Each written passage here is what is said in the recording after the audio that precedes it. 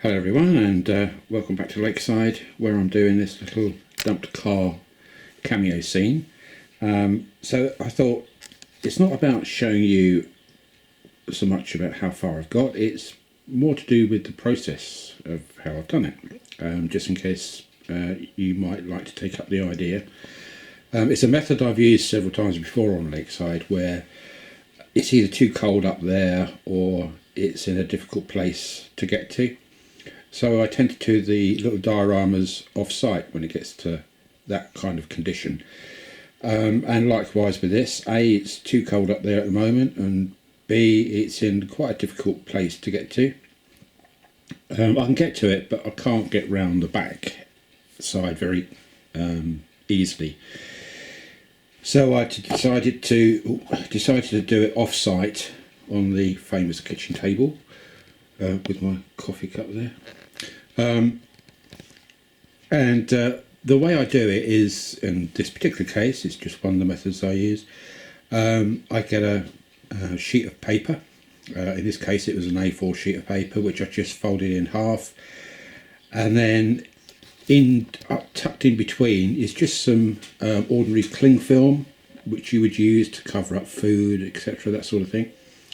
So I just put a piece of cling film between the two sheets when they're folded, and what that does, it stops any glues or anything sticking to the other side of the paper, and then when you're finished you can just literally unfold the paper or trim it and then take away the cling film and the undersheet, which leaves you with just one layer of paper. And what you do then is you trim it roughly to size, and then lay it in the area you want and glue it down. So obviously this will all lay flat down here once it's glued, but just leave a good amount so that you can then blend any other surfaces up to it. What you don't want is obviously a straight line. That's why I'm not particularly bothered about the white bit showing, because there's going to be bushes carrying on here. For instance, this turf here is not the final colour, it's just a base colour.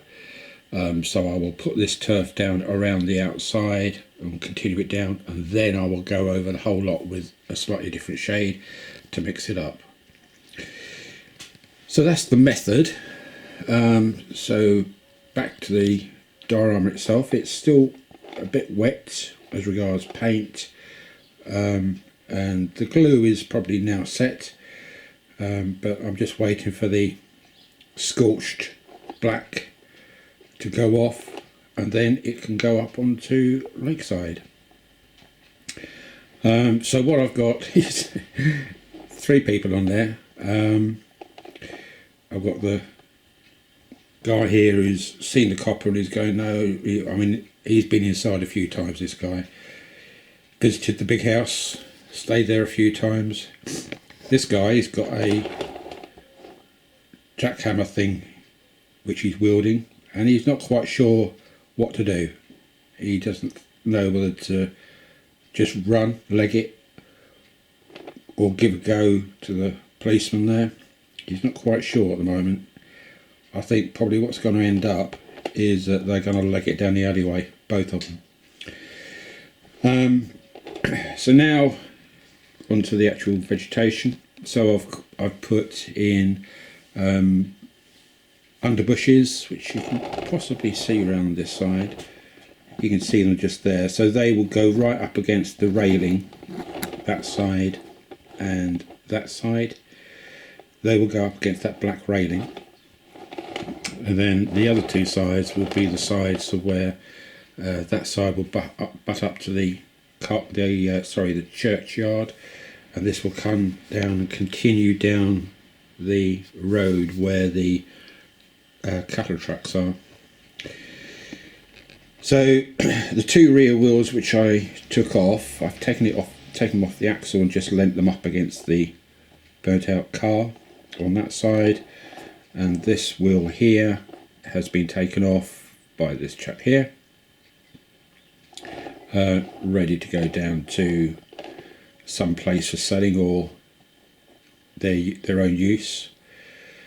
I don't know if I can show, if I can get the light, I can zoom in. Ooh, too much. Okay, I've actually chopped off the bottom of the tyres there to make them appear flat. Although it gets a little bit lost in the scene, but they are now flat. There was a couple of conversations on the previous video about questioning whether tyres would be on it after it's been burnt. Well, when I did my initial search on Google for burnt out cars, there were quite a few with all their tyres still on, and not only were they on, but they were still inflated. So I must admit, it's a natural thing to think that if a car catches fire, then the tyres will be one of the first things to go and go bang and pop and burn. But if you look, that's not the case. They actually survive on some of them, and not only survive but stay inflated. So hence the reason why the tyres are still on. And also what I've done, as you can see, I've now scorched the area or where the fire was, so the grass is now scorched. The hedging around the outside is got scorched and burnt from the flames. So if we draw back to there, say, that gives you an overall scene. I'll say, bear in mind, this part here, this light green, that's got to be worked upon yet, but obviously I'm not going to do that until it's actually on Lakeside. I can get to that, that's no issue. It was round here, this backside here, where I would have a problem. And also bear in mind that if anybody came to view this up in Lakeside, you would be way back, sort of about, probably here is the maximum you would see, unless you got up to in the middle of the layout where I stand, then you will see it a little bit closer. So all this little detail which I'm showing you is probably going to be wasted to see up close anyway. But what it does do is that the way I think of it is that if you don't put the detail on, it will be missed. If you put the detail on, people tend to then accept it for what it is, and what you have to do is look at the overall picture. You're not looking whether the front tyres are flat. You're looking at that kind of scene, and if that scene is convincing, then it's worked. But having said that, if I didn't put flat tyres on it, if I didn't put scorched grass or bushes, that would all show up and make it not quite so true to picture, if you like. So a lot of that detail will be lost, but you'd still need to have it because it will make a difference. Right, so what I'm going to do now, I'm going to wait for about half an hour or so. I'm just waiting for that. You can see it just glistening a little bit where the paint is still wet. So I'm just going to wait for half an hour or so, and hopefully that will be dried off by then. And then I will pop it up onto Lakeside, just roughly, a rough positional guide, just to see how it looks. So what I'll do, I will come back shortly and just show you the effects of it on Lakeside in its unglued. So this is still going to be sticking up. It won't be in the end, but the next part of the video will show it still sticking up. It will look just like that. But bear with me, it will be alright on the night, as they say. It will all be glued down, and this turf here will be slightly different colour and mottled, not quite so even. But I think that, for me, that scene as a little cameo, I think is okay. I'm happy with that. And I think when I put my GoPro camera on the truck, as it goes round, that is probably the scene you're going to get, something like that, as it goes round the track. That's what I'm hoping for anyway, which I don't think is bad. And if you were to stand up in the centre section where the manor house is, the view is probably going to be something like that. I would think it might be a little bit more around that way. Yeah, it's probably going to be about that angle, but we'll see. So I'll see you shortly, and we'll see how it goes. So bye for now. Bye. Hello again. Right, so it's in its rightful position now, up against the two railings, and if I get a bit closer, you can see what I mean now.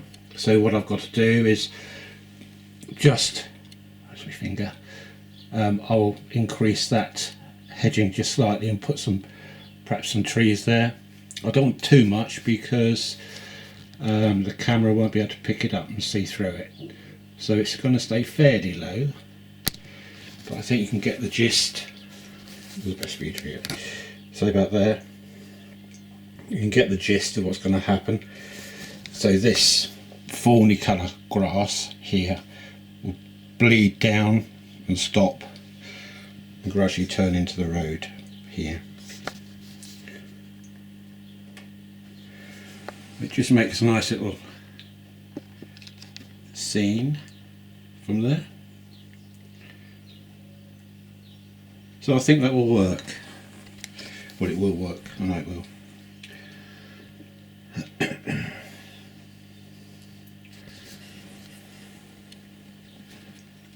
Try and view it from this side. So that's the pub car park, just there. Oop. So it's just another little cameo to go on Lakeside. That's all I was after. And I think you can understand what I'm saying now, that when you view it, I'm in the centre section. That's on 0 zoom, and that's what you'll be seeing. So really, you can forget about tyres and being flat or on or off. You can't see them unless you're right up close. So what I'm going to do, I'm going to pop over the other side there and just do another quick shot.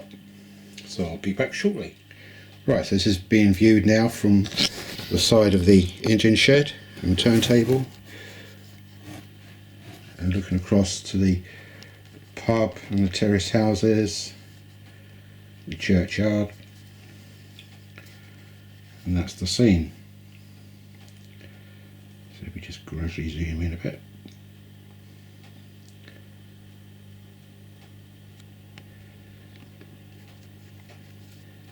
Too much. There we go.